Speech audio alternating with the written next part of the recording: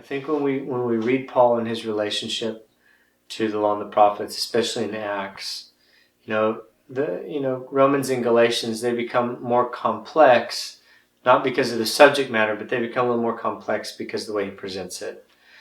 But especially in the book of Acts, you read Paul and his relationship to the law and the prophets, and he distinguishes himself from even the Pharisees, not because of the substance of their hope or because of what they're looking for, but he just separates himself from the Pharisees because of basically what he believes God has done in Jesus.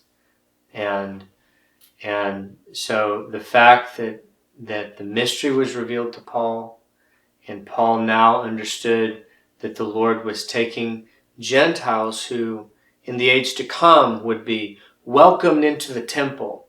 Isaiah 56, their sacrifices would be accepted. Amos 9, when they will be able to offer on my altar and come near to the temple, to my holy hill, righteous Gentiles.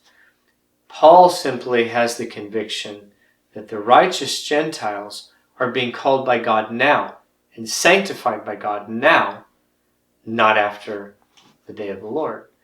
And so that conviction is so much is tied up into that, because it basically is going to get him killed, and he knows by design. Throughout his ministry, the Lord makes clear to him that this is what's going to happen. But he understands that it's taking place for the same reason that it took place to Jesus, for the sake of the witness. And so he doesn't separate himself from the Pharisees with the sharp separation in Acts at all. In fact, he's very close to the Pharisees. He views the separation between him and the Pharisees as actually not that great. And so I think it's important to be able to read him in that sense, to say that he understands that everything he's doing is not only in accordance with what's spoken of by Moses and the prophets, but also, like in chapter 14, that it is, in chapter 23, that it is for the same thing that the Pharisees are hoping in.